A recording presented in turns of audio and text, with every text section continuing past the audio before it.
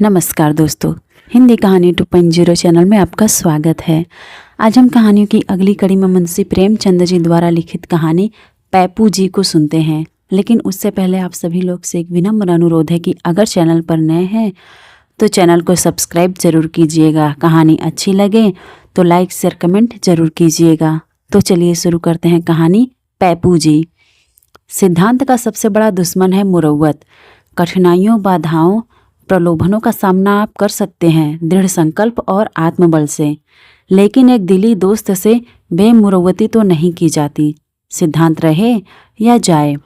कई साल पहले मैंने जनेऊ हाथ में लेकर प्रतिज्ञा की थी कि अब कभी किसी के बारात में न जाऊंगा, चाहे इधर की दुनिया उधर हो जाए। ऐसी विकट प्रतिज्ञा करने की जरूरत क्यों पड़ी, इसकी कथा लंबी है और आज भी उसे याद करके मेरी प्रतिज्ञा को जीवन मिल जाता है। बारात थी कायस्थों की। समधी थे मेरे पुराने मित्र। बारातियों में अधिकांश जान पहचान के लोग थे। देहात में जाना था। मैंने सोचा चलो 2-3 दिन देहात की सैर रहेगी। चल पड़ा। लेकिन मुझे यह देखकर हैरत हुई कि बारातियों की वहाँ जाकर बुद्धि ही कुछ भ्रष्ट हो गई है। बात बात पर झगड़ा, तकरार, सभी कन्या पक्ष वालों से मानो लड़ने को तैयार। यह चीज़ नहीं आई, वह चीज़ नहीं भेजी। यह आदमी है या जानवर? पानी बिना बर्फ़ के कौन पिएगा? गधे ने बर्फ़ भेजी तो 10 सेर।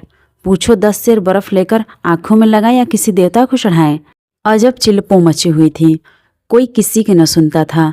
समधी साहब सिर पीट रहे थे कि यहाँ उनके मित्रों की जितनी दुर्गति हुई उसका उन्हें उम्र भर खेद रहेगा। वह क्या जानते थे कि लड़की वाले इतने गंवार हैं। गंवार क्यों, मतलबी कहिए। कहने को शिक्षित हैं, सभ्य हैं, भद्र हैं। धन भी भगवान की दया से कम नहीं, मगर दिल के इतने छोटे 10 सेर बर्फ भेजते हैं। सिगरेट की एक डिबिया भी नहीं। फंस गया और क्या। मैंने उनसे बिना सहानुभूति दिखाए कहा, सिगरेट नहीं भेजे तो कौन सा बड़ा अनर्थ हो गया। खमीरा तंबाकू तो 10 सेर भेज दिया है, पीते क्यों नहीं घोल घोल कर। मेरे समधी मित्र ने विस्मय भरी आंखों से मुझे मानो उन्हें कानों पर विश्वास न हो ऐसी अनीति बोले, आप भी अजीब आदमी हैं। खमीरा यहाँ कौन पीता है? मुद्दत हुई लोगों ने गुड़गुड़िया और फरसिया गुदड़ी बाजार में बेच डाली। थोड़े से दकियानुसी अब भी हुक्का गुड़गुड़ाते हैं, लेकिन बहुत कम। यहाँ तो ईश्वर की कृपा से सभी नई रोशनी, नए विचार, नए जमाने के लोग हैं। और कन्या वाले यह बात जानते हैं, फिर भी सिगरेट नहीं भेजी। यहाँ कई सज्जन 8-10 डिबिया रोज पी जाते हैं। एक साहब तो 12 तक पहुँच जाते हैं और 4-5 डिबिया तो आम बात है। इतने आदमियों के बीच में 500 डिब्बियाँ भी न हो तो क्या हो। और बर्फ़ देखी आपने, जैसे दवा के लिए भेजी है। यहाँ इतनी बर्फ़ घर घर आती है। मैं तो अकेला ही 10 सेर पी जाता हूँ। देहातियों को कभी अकल न आएगी, पढ़ लिख कितना ही जाएं। मैंने कहा तो आपको अपने साथ एक गाड़ी सिगरेट और टन भर बर्फ़ लेते आना चाहिए था।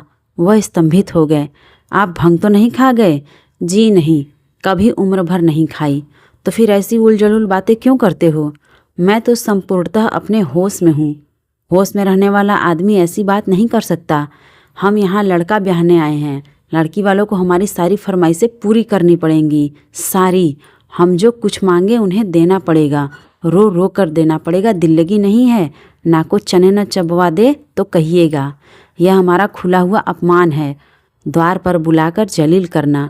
मेरे साथ जो लोग आए हैं वे नाई कहार नहीं हैं, बड़े बड़े आदमी हैं। मैं उनकी तौहीन नहीं देख सकता। अगर इन लोगों की यह जिद है तो बारात लौट जाएगी। मैंने देखा यह इस वक्त ताव में है। इनसे बहस करना उचित नहीं। आज जीवन में पहली बार केवल 2 दिन के लिए इन्हें एक आदमी पर अधिकार मिल गया है।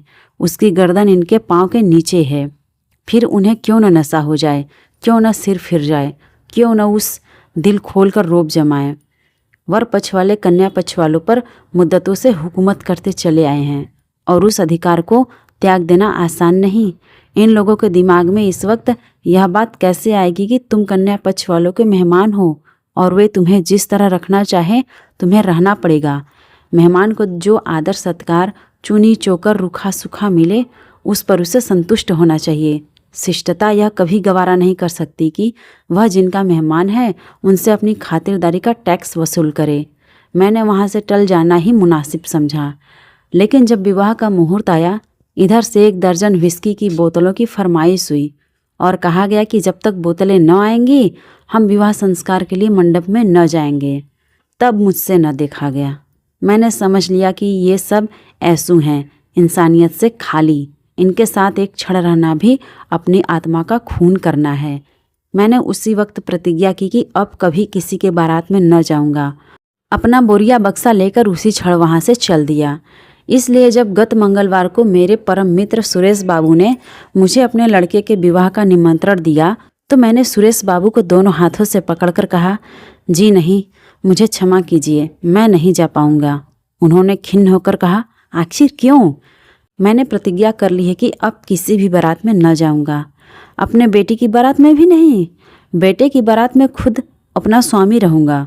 तो समझ लीजिए यह आपका ही पुत्र है और आप यहाँ अपने स्वामी हैं। मैं निरुत्तर हो गया। फिर भी मैंने अपना पक्ष न छोड़ा।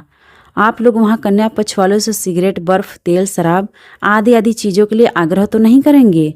भूल कर भी नहीं। इस विषय में मेरे विचार वही हैं जो आपके। ऐसा तो न होगा कि मेरे विचार रखते हुए भी आप वही दुराग्रहियों की बातों में आ जाएं और वे अपने हथकंडे शुरू कर दें। मैं आप ही को अपना प्रतिनिधि बनाता हूँ। आपके फैसले की वहाँ कहीं अपील न होगी। दिल में तो मेरे अब भी कुछ संशय था, लेकिन इतना आश्वासन मिलने पर और ज़्यादा अड़ना असज्जनता थी। आखिर मेरे वहाँ जाने से यह बेचारे तर तो नहीं जाएंगे। केवल मुझसे स्नेह रखने के कारण ही तो सब कुछ मेरे हाथों में सौंप रहे हैं। मैंने चलने का वादा कर लिया, लेकिन जब सुरेश बाबू विदा होने लगे तो मैंने घड़े को जरा ठोका। लेन देन का तो कोई झगड़ा नहीं है, नाम को भी नहीं। वे लोग अपनी खुशी से जो कुछ देंगे वह हम ले लेंगे। मांगने न मांगने का अधिकार तो आपको रहेगा। अच्छी बात है, तब चलूँगा। शुक्रवार को बारात चली। केवल रेल का सफ़र था और वह भी 50 मील का। तीसरे पहर के एक्सप्रेस से चले और शाम को कन्या के द्वार पर पहुंच गए। वहाँ हर तरह का सामान मौजूद था। किसी चीज़ के मांगने की ज़रूरत न थी। बारातियों की भी इतनी खातिरदारी भी हो सकती है, इसकी मुझे कल्पना भी न थी। घराती इतने विनीत हो सकते हैं, कोई बात में उससे निकली कि नहीं, एक की जगह 4 आदमी हाथ बांधे हाजिर। लगन का मुहूर्त आया। हम सभी मंडप में पहुँचे। वहाँ तिल रखने की भी जगह न थी। किसी तरह धंस धंसाकर अपने लिए जगह निकाली। सुरेश बाबू मेरे पीछे खड़े थे। बैठने को वहाँ जगह न थी। कन्यादान संस्कार शुरू हुआ। कन्या के पिता एक पीताम्बर पहने आकर वर के सामने बैठ गया और उसके चरणों को धोकर उन पर अक्षत, फूल आदि चढ़ाने लगा। मैं अब तक सैकड़ों बारातों में जा चुका था, लेकिन विवाह संस्कार देखने का मुझे कभी अवसर न मिला था। इस समय वर के सगे संबंधी ही जाते हैं। अन्य बाराती जनवासी में पड़े सोते हैं या फिर नाच देखते हैं या ग्रामोफोन के रिकॉर्ड सुनते हैं, और कुछ न हुआ तो कई टोलियों में ताश खेलते हैं। अपने विवाह की मुझे याद नहीं। इस वक्त कन्या के वृद्ध पिता को एक युवक के चरणों की पूजा करते देखकर मेरी आत्मा को चोट लगी। यह हिंदू विवाह का आदर्श है या उसका परिहास? जमाता एक प्रकार से अपना पुत्र है। उसका धर्म है कि अपने धर्म पिता के चरण धोए, उस पर पान फूल चढ़ाए। यह तो नीति संगत मालूम होता है। कन्या का पिता वर के पांव पूजे, यह तो न शिष्टता है, न धर्म, न मर्यादा। मेरी विद्रोही आत्मा किसी तरह शांत न रह सकी। मैंने झल्लाए हुए स्वर में कहा, यह क्या अनर्थ हो रहा है भाइयों? कन्या के पिता का यह अपमान! क्या आप लोगों में आदमियत ही नहीं रही? मंडप में सन्नाटा छा गया। मैं सभी आंखों का केंद्र बन गया। मेरा क्या आशय है, यह किसी की समझ में न आया।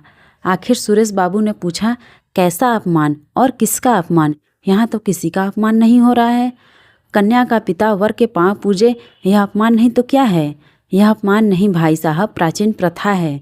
कन्या के पिता महोदय बोले, यह मेरा अपमान नहीं है मान्यवर, मेरा अहोभाग्य कि आज का यह शुभ अवसर आया। आप इतने से ही घबरा गए? अभी तो कम से कम 100 आदमी पैपूजे के इंतजार में बैठे हुए हैं।